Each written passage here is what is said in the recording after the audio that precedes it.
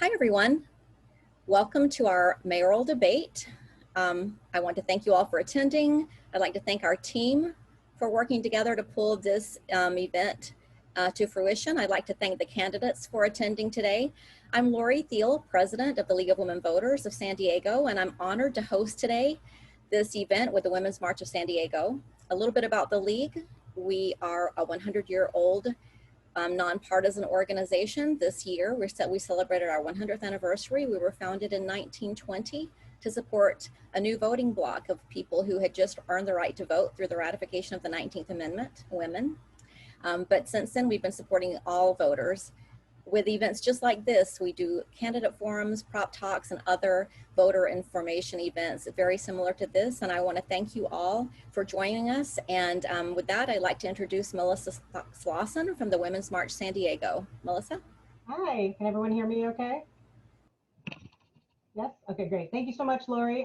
So as Lori said, my name is Melissa Slawson. I'm the interim president of Women's March San Diego. The mission of Women's March San Diego is to harness the power of diverse women and their communities to create transformative social change.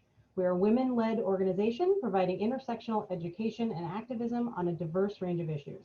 Our goal is to create entry points for grassroots activists and organizers to engage in their local communities to dismantle systems of oppression. On behalf of Women's March SD, I'd like to thank the two candidates and all in attendance for joining us today. We are super excited to partner with our friends at the League of Women Voters on this event and hear from the candidates today on topics that are important to both of our organizations.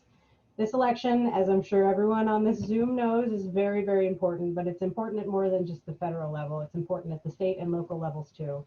And both of the candidates who we'll hear from today have been allies of Women's March SD, and I look forward to hearing of how they plan to make San Diego the best it can be. So thank you so much for having us, and thank you so much for joining us. Great, thank you so much, Melissa. We're excited to go ahead and get started. We're kind of restricted on time a little bit today, so I want to go ahead and get started with the debate and introduce our moderator today, Donna Bartlett-May. Donna, go ahead and take it away. Thank you very much. Good evening. I'm Donna Bartlett-May, your League moderator for tonight's virtual candidate forum for the San Diego mayor's race. The League moderates candidate forums using a format that is fair and balanced, yet informative. We have asked the candidates to answer the questions rather than making personal attacks, because our goal is for the voters to be able to learn more about candidates than they get from campaign ads and social media. I know everyone in this audience has already filled out their census form, but if you know someone who is not, let them know tonight at 11:59 p.m. is the deadline. More voting information can be found at the League's Voters Edge website and at our League website. A recording of this forum from beginning to end unedited will also be on our website. See the chat room for these links and others. Both hosting agencies have submitted questions for this forum, but you may also submit questions using the link provided in the chat box. Please remember to use civility and respect in wording your questions and frame them so both candidates can answer. The questions will be organized to assure topics of greatest interest are asked. We have a team consisting of question screeners, a timekeeper, and a tech assistant to make sure this forum is kept fair and transparent. We plan to adjourn by 5 p.m. Candidates will have 2 minutes for their opening statements, 2 minutes for their closing statement, and 1 minute to answer questions. Todd will have the first opening statement, and Barbara will have the first closing statement. Todd, your opening statement. Thank you so much, Donna. Thank you to Women's March and to the League of Women Voters for this opportunity to share a bit about myself and my vision for our city. I'd like to share with people that I'm running for mayor because as a third-generation San Diegan, I know where our city has been.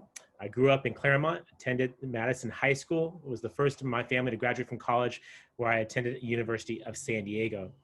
I'm running for mayor because as the son of a maid and a gardener, I know how hard it is for working people to make ends meet in the city as expensive as San Diego. That's why I've dedicated my public sector career to doing what I can to lift up the needs of communities by raising the city's minimum wage, providing paid sick days, championing a climate action plan that has a social equity component with inclusion. And probably more specifically, importantly, I have a vision for where I'd like to take our city. And we have a number of issues that are facing San Diego, and I hope that we'll talk about many of them this afternoon. But broadly speaking, I would say that our city's main challenge is that too often we're a big city that operates like a small town. What do I mean by that? We are the 8th largest city in the United States, but we have the 5th largest homeless population in the United States. We're spending more than we ever have on this issue, but rather than seeing progress, we're feeling as though the problem is getting worse. By following non-national best practices like criminalizing the homeless, we are not making the progress that many other cities are seeing in reducing their unsheltered populations. We are a world-class city without a world-class transportation system. If we'd had this meeting in person, we probably would have had only one way to meet up together, and that would be by car. I believe we should have good choices when it comes to getting from A to B, including walking, biking, taking quality mass transit, and driving your car if that's your choice. And the biggest issue facing our city is our housing affordability crisis, certainly for low-income San Diegans, but particularly as it impacts working and middle-class San Diegans.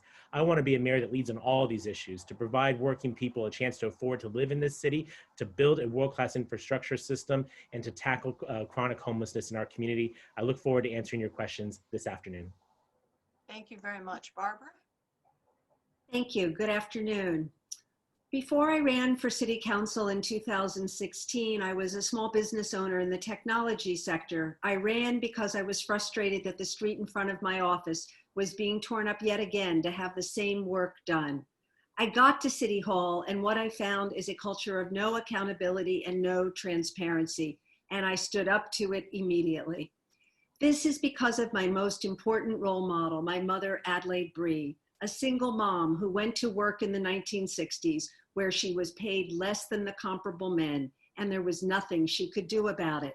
It's why I've started 2 organizations that empower women, Athena San Diego and Run Women Run, why I was an early supporter of the Women's March, why I've served on the board of Planned Parenthood, and why I've been a longtime member of the League of Women Voters.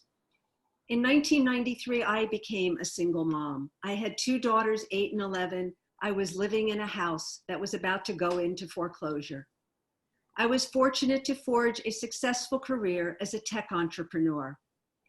As mayor, my priorities are to lead an economic recovery, focusing on small business, tech, and biotech, which is why my private sector experience is so important in growing the economic pie. To ensure fiscal discipline at City Hall, to focus on homelessness by addressing the root causes, and to focus on building housing for working families by making sure that San Diegans, not Sacramento, stay in control of what gets built in our neighborhoods. I look forward to your questions tonight. Thank you very much. Okay, we're going to start with some general election questions.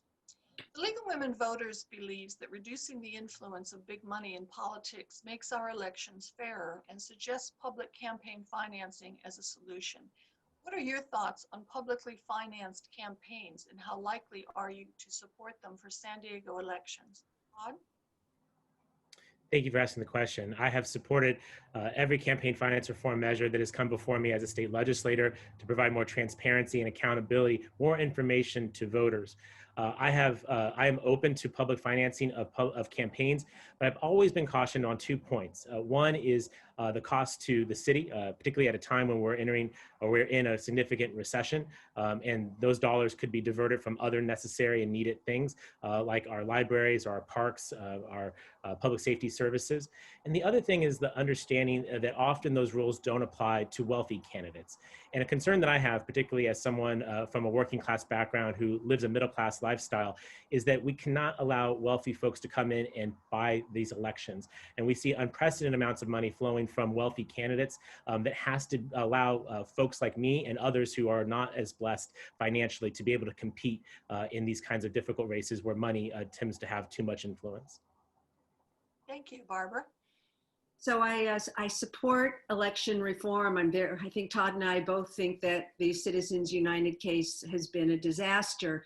But as long as you allow outside sources of money to participate in elections, which you're seeing in the mayor's race, a lot of outside money, more on his side than my side, but on both sides. I think public financing of elections is going to fall short of our expectations. What I supported this time getting on the ballot was ranked choice voting, which the League of Women Voters supported. Unfortunately, we were a few votes short at the City Council in getting this measure on the ballot. But I think starting with ranked choice voting is the right way to start, with allowing more people to have access to running for office and diminishing the influence of special interests. Thank you. We'll start this question with you, Barbara. There has been a lot of misinformation about both candidates coming from outside sources, such as fake mailers, deceptive texts, etc. How are you responding to these fake sources to ensure voters are getting real information about your platforms? So you bring up a very good point about the fake mailers, which are mostly being done by outside groups. So FYI, this is a nonpartisan office, but I am a lifelong Democrat. But Democrats were getting flyers saying I was a Trump Republican, and Republicans were getting flyers saying I was an extremely progressive Democrat. And I think, you know, as a candidate, you do your best to communicate who you are to voters using all the tools that you have, which is social media, direct mail, candidate forums like this, and television. And you hope that people, you know, learn who you are as a person and the issues that you stand for and what you will do for mayor. But it is very hard at this moment in time with, you know, it's very expensive to run a campaign for mayor. Thank you. Todd? Well, Donna, the answer is what we're doing right now.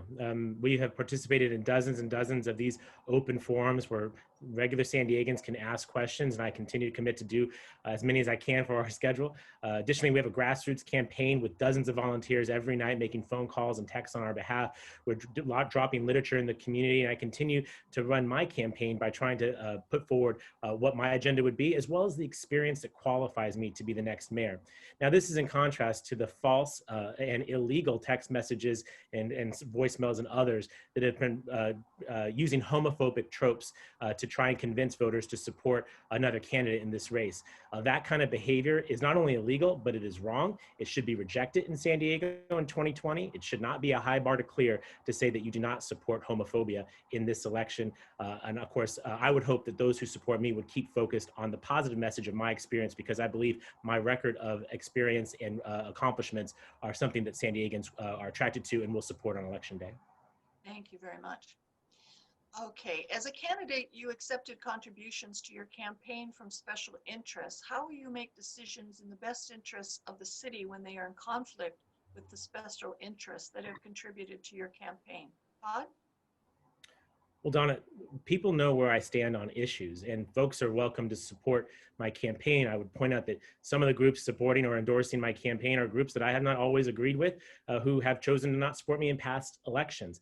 I think what they know, though, is that I always have an open door. I will always listen to both sides of every issue, and I will make my best decision based on all of the facts. I don't think you can ask much more of a candidate than that. And again, I have a long track record of being open and accessible and transparent to my constituents. So I'm not changing, Donna. I am who I am.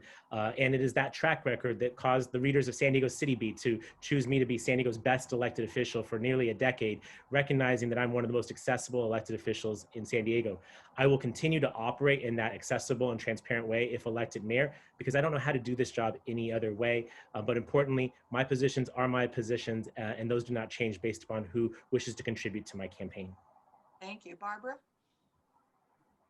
So I have a track record at City Hall of courage and independence, of standing up to special interests. The first backroom deal that I opposed was the Soccer City land grab, which looked all but inevitable until I stood up and said, Soccer City is not the only option for Mission Valley.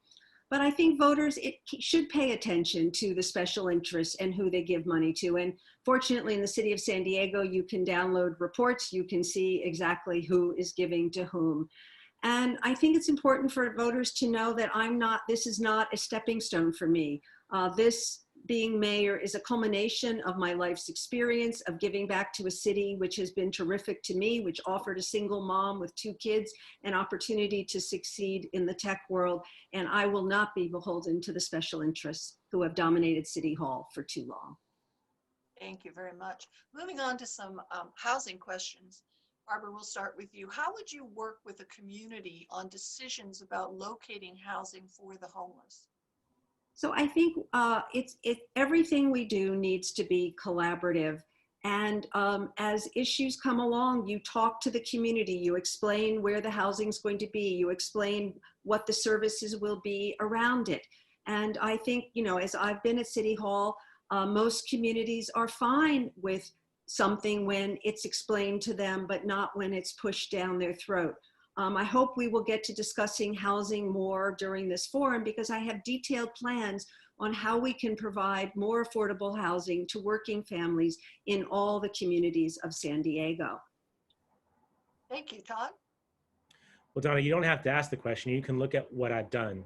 When I served on the city council, I successfully sited 2 homeless shelters in my city council district. I believe that leadership is about leading by example. Rather than pushing off those responsibilities to other communities, I welcome these into my district. And Donna, these were not easy projects to do. There were significant community concerns, but I do what I think an elected leader should do, which is to roll up your sleeves, get everyone around the table, find out what the concerns are and address them one by one. So whether it's the Connections Housing at 6th and A in downtown San Diego, or the Aspire Center for Homeless Veterans in the 2300 block of San Diego Avenue, just a few blocks actually from my home, I have shown a willingness to be able to work directly with the community, to bring everyone around a table and find real solutions that actually create the beds that we need to have if we're going to end this significant problem. I will do that exact same recipe as mayor, work and make sure that every community does its fair share to be a part of the solution to this horrible problem that we cannot have in our city if we want to claim to be America's finest city. Thank you. Barbara Aston. And so we'll start with you, Todd, to start this question. According to san diego.gov, the unhoused population in San Diego includes nearly 5,000 people. What unique lens and expertise do you bring to finding solutions for the unhoused members of our community? Well, my observation is that we have a homelessness crisis, and perhaps it's time to put a homelessness advocate in the mayor's office. Don, throughout my professional career, I've worked on the issues of housing and homelessness as a housing commissioner, as the chair of the city's housing committee, as a member of the housing committee in the legislature today. And so it's that long track record. This is not an issue I just happened upon because I'm running for mayor. It is something that I've dedicated a tremendous amount of time to. We've had successes and we've had failures. And it's learning from those failures and building upon those successes that lead me to say that I believe we can make transformative change on this most important issue. Your viewers need to know that there are cities across this nation that are successfully ending chronic homelessness. San Diego is not one of those cities. And it's largely because we are not following national best practices. We are buying indoor skydiving facilities for homeless centers that don't house anybody. We have to stop spending the money on the things that are proven not to work. And again, go back to those things that we know have worked and invest further in there. I think this is a goal that any mayor should have, and this will be a high priority in my administration. Thank you, Barbara. I will address homelessness by better collaboration between the city and the county. We have the start of this right now at the convention center, where we have been successful at helping people on an individual basis. What I won't do is make an empty promise. And when Todd was sworn into a second term on the city council in 2012, he promised to end chronic homelessness downtown. And that time, according to the Downtown Partnership, which does a survey, there were 593 unsheltered individuals downtown, and that number more than doubled during his last 4 years on the council. I believe by focusing on the root causes, which sadly for a growing number of people is mental health and substance abuse, by holding our service providers accountable, by demanding results, and by closer collaboration with the county, we can make inroads. Thank you. We'll start with you, Barbara. Please discuss your thinking on short-term vacation rental policy. What new rules and ways to enforce them do you support, such as a cap on whole house rentals? I believe we have an existing law which prohibits them in our neighborhoods, and that it's time for our mayor to enforce the existing law. We're talking about 16,000 housing units. That's about $1 billion worth of housing. That's just the single family units. There's probably at least 1,000 apartments that are being used as visitor accommodations. Other cities have enforced their municipal code, and it's time for San Diego to do the same. I prioritize housing for San Diegans. For visitors, we have beautiful hotels that they can stay in. And at this moment in time, more than ever, we need to help our struggling hotel industry, which has invested tens of millions of dollars here. The existing law can be enforced, and that's what I will do as mayor. Thank you. Todd? Donna, I think it's ridiculous that this issue has not been resolved. If we're talking about past records, I would point out my opponent has committed to trying to do something about this problem, and yet we continue to deal with the status quo where we have an unregulated environment, where we have vacation rentals that are not paying their taxes, and where communities continue to deal with the impacts of this. I believe that we should pass strict regulations that will hold those who want to participate in home sharing and in vacation rentals accountable. What is important is that we have enforcement. The kinds of quality of life concerns that I hear from San Diegans about noisy parties and illegal parking should be enforced upon, but we recognize the city is incapable of doing that. I believe through a series of fees, fines, and taxes that we can provide a robust enforcement mechanism that will control this problem the way other cities have been able to do that. The fact that we have not been able to do this as a city is emblematic of a small town culture that is holding us back. It is time to finally address this issue and quit on this current status quo of doing nothing and leaving neighborhoods to have to deal with the repercussions. Thank you. Start this question with you, Todd. What is your opinion on the Complete Communities proposal to locate development near transit? So the Complete Communities proposal is based loosely on a piece of state legislation that I wrote, the CASA Act. I did this in conjunction with Council President Georgette Gomez. And the idea was to give more tools to cities like San Diego to help facilitate the construction of naturally affordable housing near existing infrastructure like transportation. The Complete Communities proposal deviates from that particular plan in a couple of key ways. First off, it's more expansive in trying to address infrastructure and park deficiencies in neighborhoods. I think that those were right moves. But one of the key things it does differently, which I do not support and was not in my original legislation, is essentially elimination of height restrictions. I believe that existing community plans are important documents that have been have been done through consensus building between communities and through developers.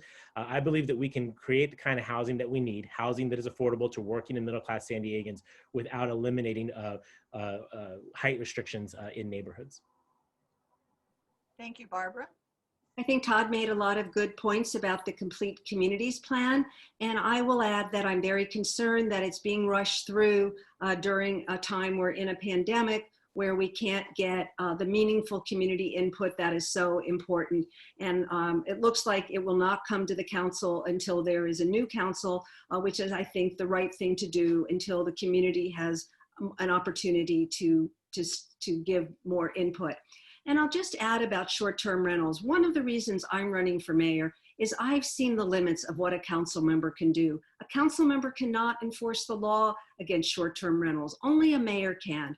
And I've seen the limits of what a council member can do concerning how the city operates. And that's again why I'm running for mayor. So I'm running for mayor to make sure that our neighborhoods are for San Diegans and our hotels are for tourists, among many other things. Thank you. Barbara, we'll start this question with you. As mayor, how will you ensure community safety against militia or vigilante groups and also ensure the sanctity of our right to peaceful assembly and protest?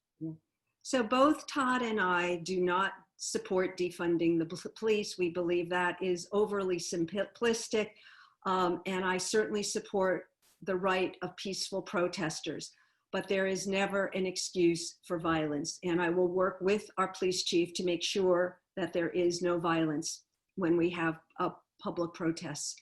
I think what we need to do in terms of policing is get San Diego back to being a leader in neighborhood policing. We've been asking police officers to do things they weren't meant to do, want to do, or trained to do. And as mayor, I want to lead an effort to make sure that the appropriate trained professional responds to a specific call. And I will just add that both Todd and I support Measure B, which is on the ballot in November, which will create an independent police review commission.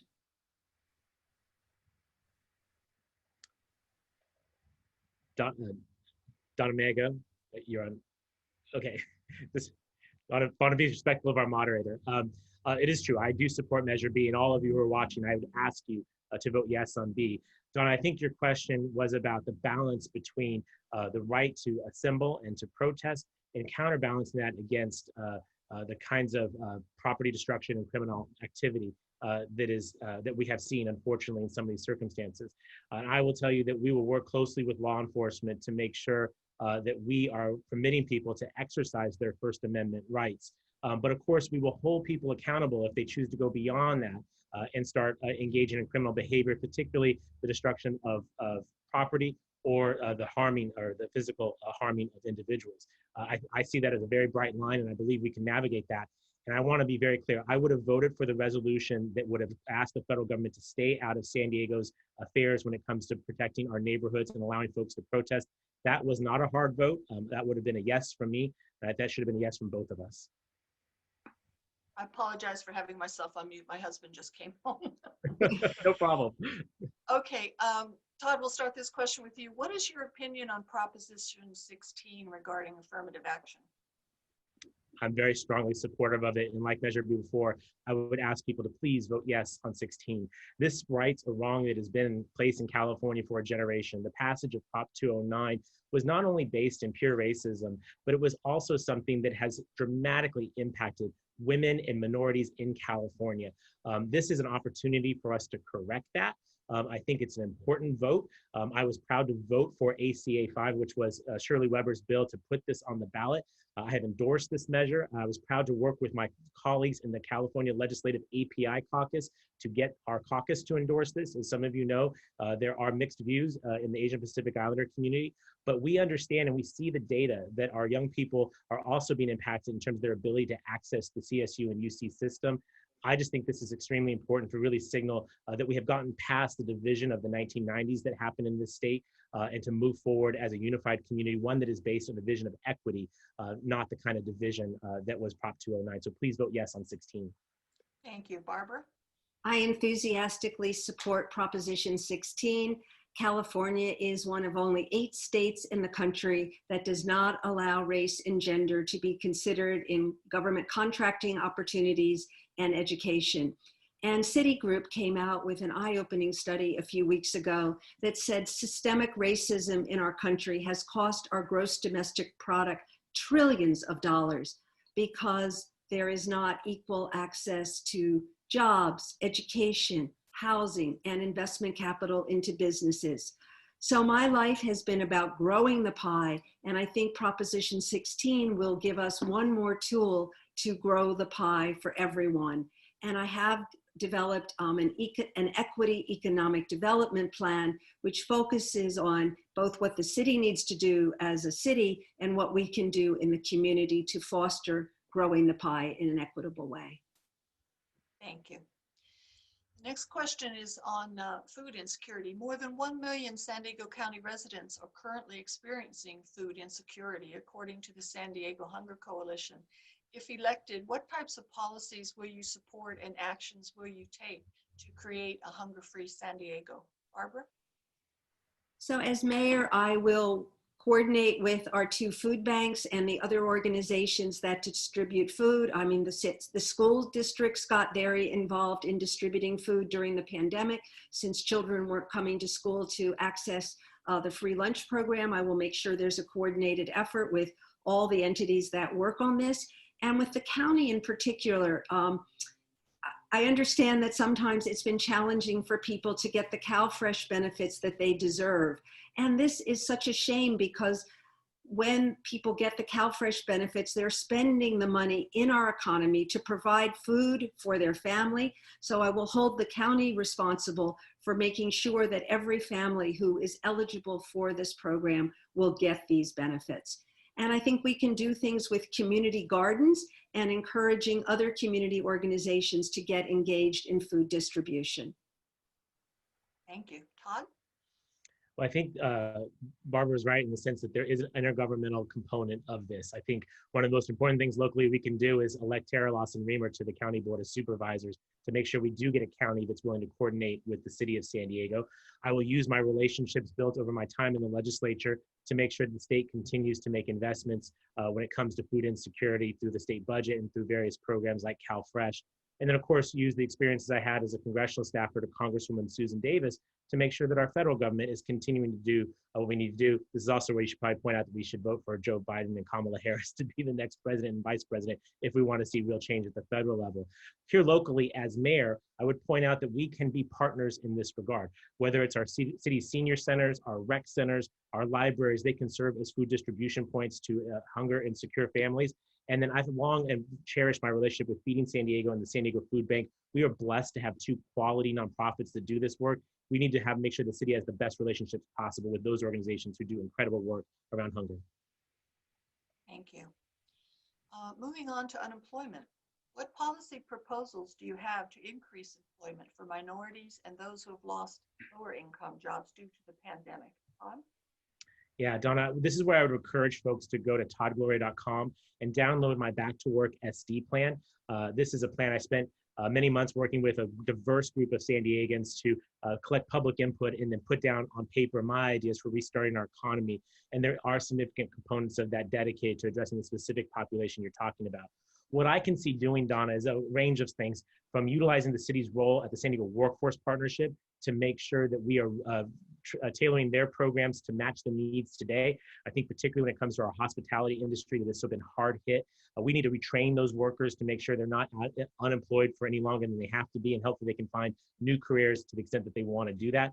I believe we can expand the city's commitment to summer youth employment beyond the minimal commitment it currently has. I believe we can have a buy local campaign focusing the city's over $500 million worth of spending in San Diego to jumpstart small businesses and to hire more San Diegans. Again, go to toddgloria.com, click on Back to Work SD. I'd love to hear your feedback on what more we can do as a city. Thank you. Barbara? I think we have both a short-term issue and a longer-term issue about how we're going to build our economy. I have a broad vision for San Diego, which focuses on 2 new employment centers: downtown, high tech and biotech, and Otay Mesa for biopharmaceutical manufacturing. These downtown is happening before our very eyes right now. And that's why my office as mayor will include a school engagement coordinator who will develop structured relationships with schools, starting with schools south of 8 and employers, so that as children grow up, they will understand all the job opportunities available to them. And we will focus on STEM, science, technology, engineering, and math, as well as other employers like the City of San Diego or Bank of America. And as children get older, they will have access to paid internships. And this is thinking about the future of San Diego and making sure that more of our young people will have access to good jobs. Thank you. Next question, we'll start with Barbara. What is your opinion on Proposition 15, the Schools and Communities First ballot question? Yeah, so this is a very tough one because as you read what the proponents say, it would raise money for the schools. But at this moment in time during a pandemic, I am very concerned about the impact on small businesses. And although it theoretically exempts small businesses that own real estate, it doesn't exempt small businesses who rent. So if you're a restaurant owner and you rent, or you're a small accounting firm and you rent a space, when the landlord has to pay increased property taxes, this simply gets passed on to you. And so I am voting no on Proposition 15. I look forward to a larger discussion about how we're going to reform the California tax structure, which is very, very dependent on the state income tax. Thank you. Todd? Thank you, Donna. I have not offered an endorsement in the Prop 15 race, and I have not made up my mind how I'll vote yet. What I would say is I've never had a concern about talking about revenue, which is often a difficult conversation in the public arena, and particularly as it pertains to our children and our communities. I understand the need for this, a need that is, I think, grown greater today because the federal government's failure to act on passing additional stimulus that could allow our public schools to reopen during this time, giving them the PPE, the testing, the contact tracing, the school nurses that could allow our children to go back to school safely and thereby allow workers to go back to work.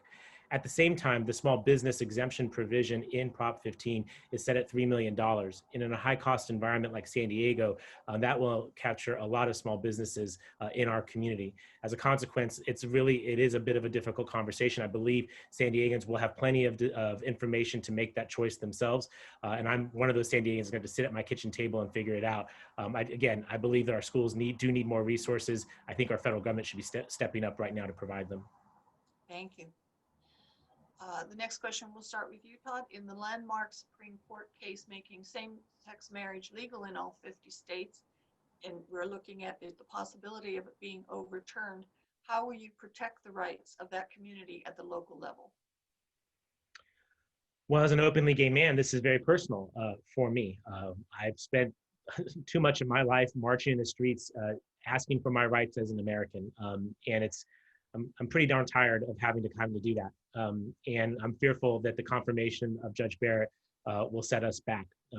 What I'll do is what San Diego has done historically. We have been a leader in the fight for marriage equality. And I appreciate previous city leaders who have stood up and spoken out even when it was difficult to advance this cause. And I believe that San Diego's outspoken nature on this issue is a part of how we got to this day where I can marry the person I love because I want to, not because the government will prevent me from doing so. We in California are blessed. We will likely continue to enjoy this marriage right, but my fear goes for those who live in states that aren't similarly blessed, and for the young people in those communities who will be told that they're less than because of who they are. You will not see me shy away from speaking out on this issue. It has in many ways been my life's work. And if elevated to be a mayor of a major American city as an openly gay man, I will not be fearful of speaking out against any efforts to roll back marriage equality in the United States. Thank you. Barbara? Well, if the Supreme Court does something this terrible, I will be standing next to Todd, supporting his right to marry the person he loves. I, have marched for women's equality my whole life, and it would be a travesty if the Supreme Court would take away this right. We are fortunate to live in California, where I think it will still be legal as it should be. And so I will stand with my gay friends and allies to support their right to marry the person they love. Thank you. Continuing with Supreme Court, in Roe v. Wade, if Roe v. Wade, if Roe v. Wade is overturned by the Supreme Court, how will you help protect a woman's right to choose in San Diego? And similarly, how will you protect access to birth control? I think this is why Planned Parenthood is so important. And I served on the board of Planned Parenthood for 6 years. And Planned Parenthood provides all women with access to quality health care and access to contraception and access to safe abortions if they need it. And so I've been supporting Planned Parenthood for years. I will continue to support Planned Parenthood. I hope it doesn't come to that on the Supreme Court, because not everywhere in the United States has a place like we do, like Planned Parenthood of the Pacific Southwest in San Diego, in which case I will support, Planned Parenthood nationally. So a woman's right to choose is a part of my core values, that we each should make the decision that is right for us, that government does not belong making these decisions. It is between a woman and her God, a woman and her doctor. Thank you. Todd? Yeah. I can almost repeat what I said before, and I'm sure women are tired of having to march for their rights and their ability to control their own bodies. And like Councilmember Bree, I would stand right alongside the women of San Diego to defend the right both to reproductive choice and to the ability to access birth control. I've done this throughout my career. I'm proud to have always had a 100% voting record with Planned Parenthood, and I always will stand with Planned Parenthood. As a mayor, I would make sure that our city continues to protect clinics by having the kinds of buffer zones to allow patients to be able to access that without being harassed or victimized. I'll make sure that our city employees continue to have access to healthcare plans that provide them with the benefits that they deserve. And frankly, I'll continue to advocate at the state and federal level, whether we're seeing rollbacks or we need additional expansions of women's healthcare rights. This is a universal issue. As a man, I recognize I have privilege where this is concerned, but I was raised by a strong woman who taught me very early on that a woman's body is her own business and that I have to stand up for women. I will always do that. Thank you. I will start this with you, Todd. As mayor, how will you go about restoring the erosion of rights of asylum seekers and immigrants at our southern border? Well, first off, Donna, I think one of the things that we have to do is talk about the border in something other than economic terms. That's what I normally see our current mayor do. He talks about economic impact and ROI, and those are important things, but it often overlooks the fact that we have San Diegans that live by national lifestyles, and that when you boil it down to dollars and cents, it removes the humanity from the conversation. I will use the bully pulpit of the mayor's office to make sure that national leaders understand what is going on at the border, that the tragedies that we've seen over the last 4 years are happening, that they're real and they're wrong. And then I will do what we've been doing here in San Diego with the cooperation of the state, the county, the city, and great partners like the ACLU and JFS to make sure that we're a welcoming community, that we're supporting asylum seekers who arrive in our community, and that we're doing what we can to support immigrants in our community. We have an immigrant affairs advisor in the mayor's office. I would hope to be able to continue that work and expand it to make sure that we are always a welcoming community. San Diego is stronger because of our immigrant community, and we must welcome immigrants to continue to remain a strong community. Thank you, Barbara. Todd and I share similar views on this. When I started dropping off immigrant families anywhere in the South Bay without notice, I was very proud as a San Diegan that organizations like Jewish Family Service and others organized together to help these families. And I volunteered in the early days at a church in the South Bay where these families were housed, and I got to meet them. And they were really there seeking a better life for their family. The adults all had ankle bracelets on, they all had court dates. JFS was working with them to get them to where their end destination, the United States, was with a friend or a family member, and to help them navigate our legal system. I would hope that, and San Diegans will always continue to do this, to be a welcoming community to immigrants. It is one of our strengths as a city, the diversity of our population. Thank you. Barbara, please discuss the strong mayor form of governance here over the last decade, discussing its advantages and disadvantages, and explain how you will use your role as strong mayor of San Diego. Yes, that's a very good question, because I understand that some people who supported strong mayor wished they hadn't, and that we would revert back to a city manager type of government.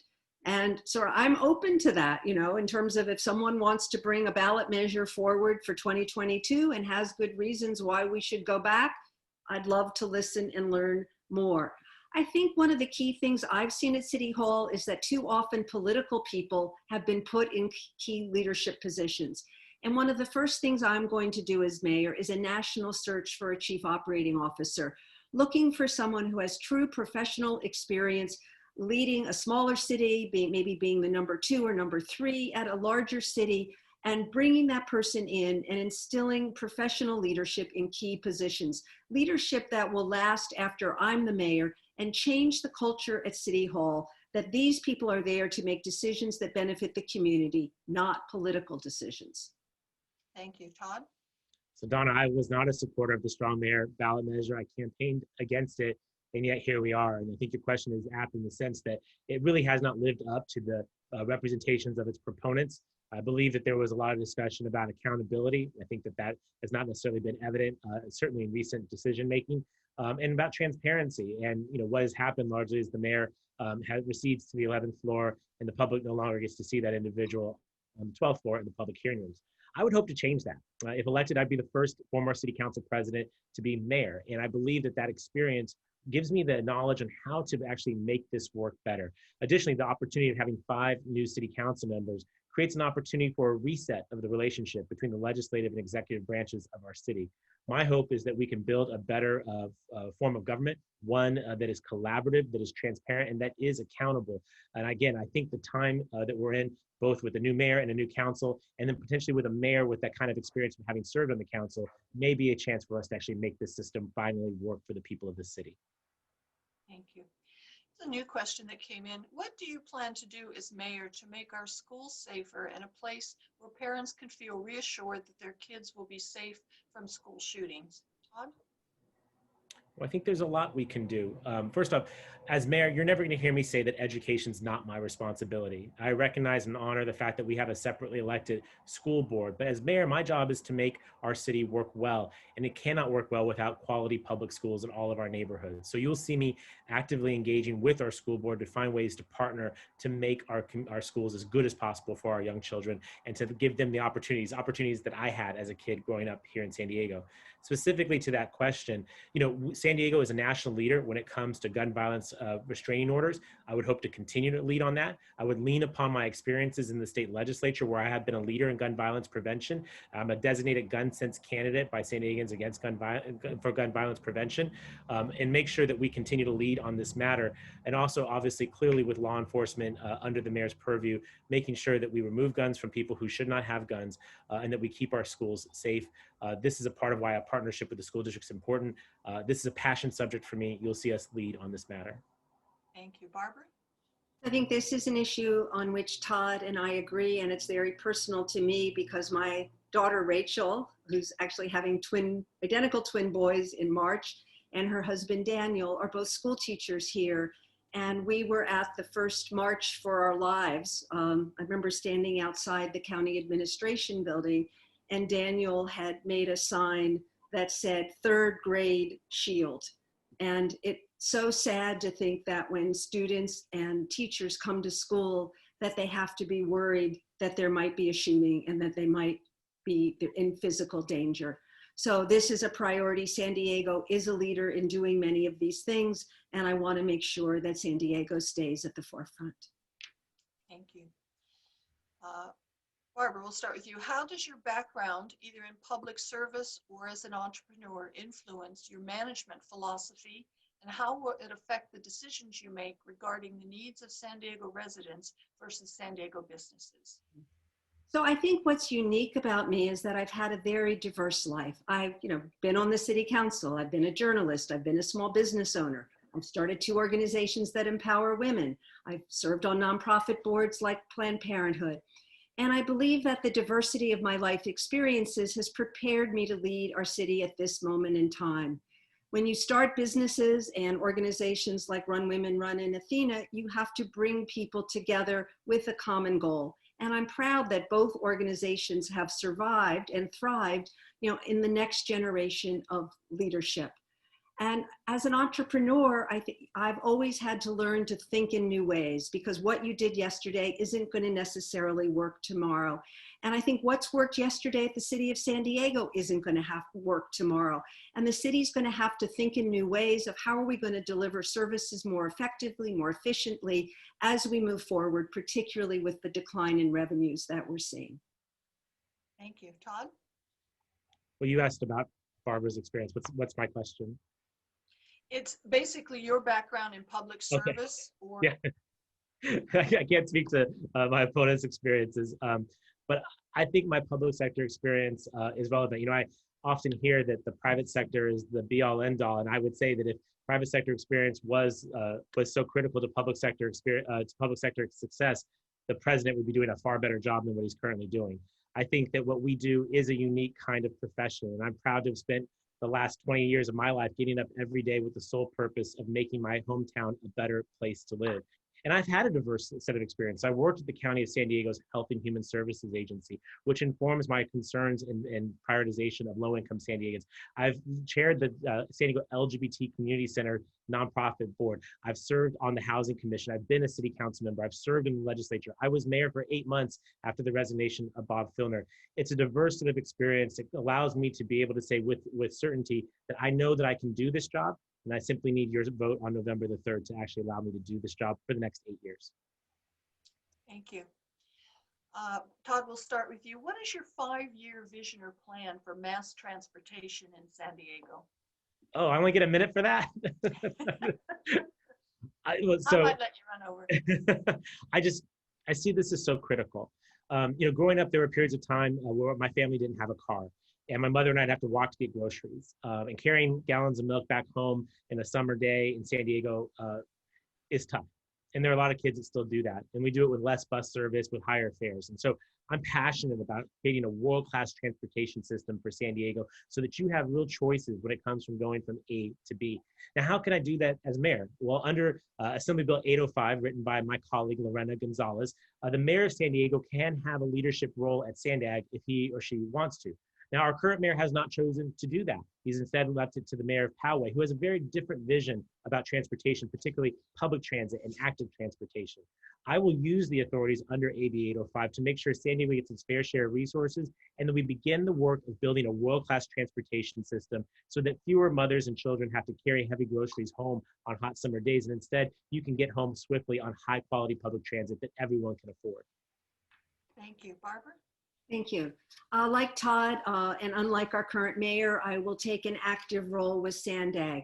I am very concerned about the $177 billion price tag on what is called the 5 big moves.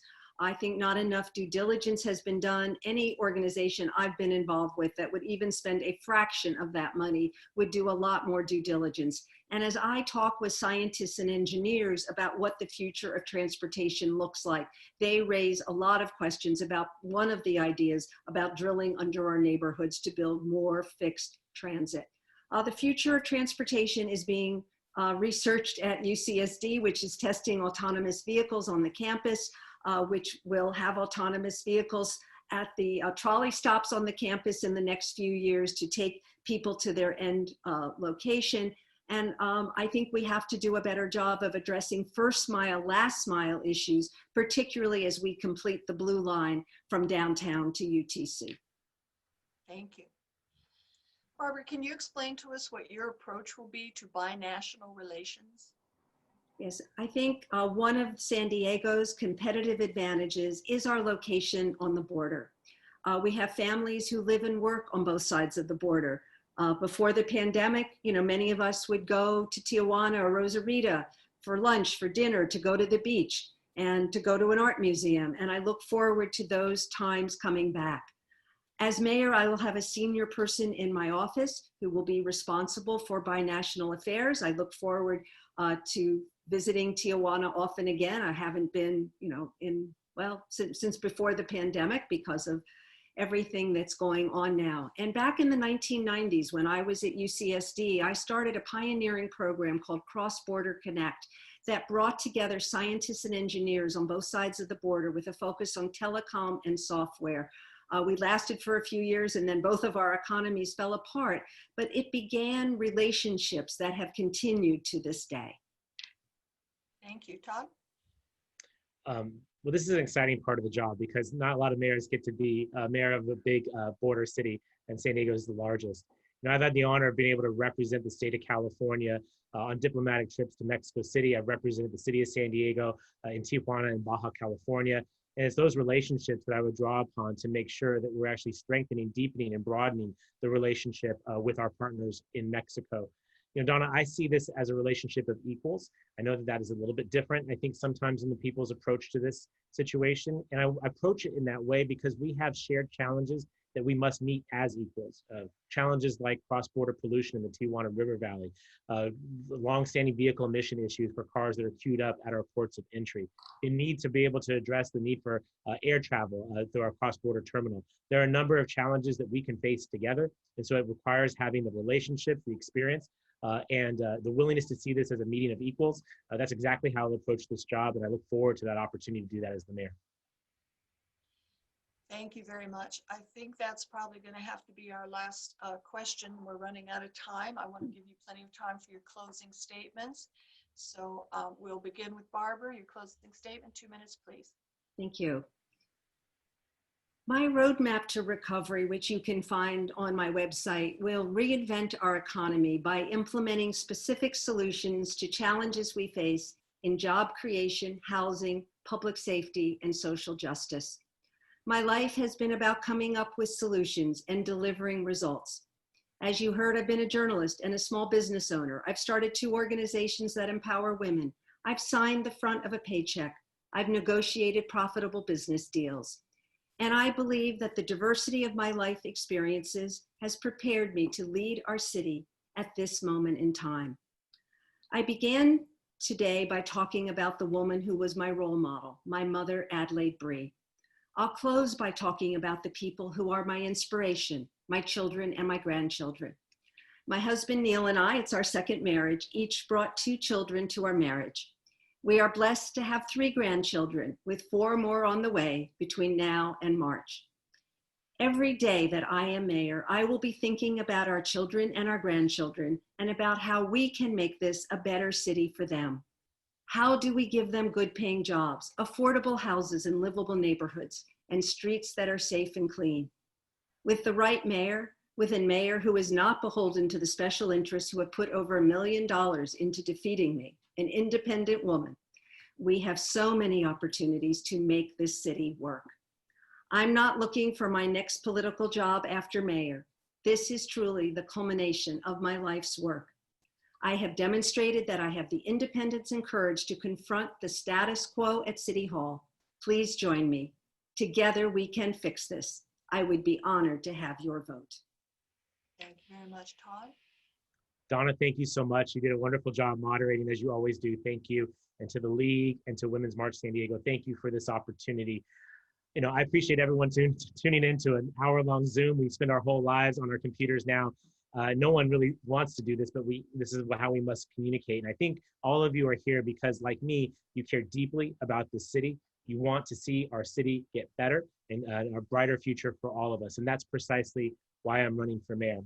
You know, I shared my story of being the son of a hotel maid and a gardener, two people who in this town work extremely hard. They work their fingers to the bone to buy a home in San Diego and put their two kids through college, the first in our family to go.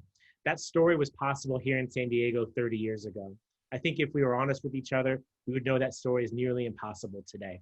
And as your mayor, I will go to City Hall every day to make sure that the pathways of opportunity that were there for me will be there for you and for your children and for your grandchildren. And so I want to be a mayor who tackles our housing affordability crisis, who improves our public transportation system, and who addresses the disgrace that is our homelessness crisis. And you've seen that I can do big and bold things on behalf of our city. When special interests lined up against me to prevent raising our minimum wage and providing San Diego workers with paid sick days, we defeated them at the polls. When people said we couldn't have a landmark climate action plan goal, I got it passed on a unanimous bipartisan vote of the city council.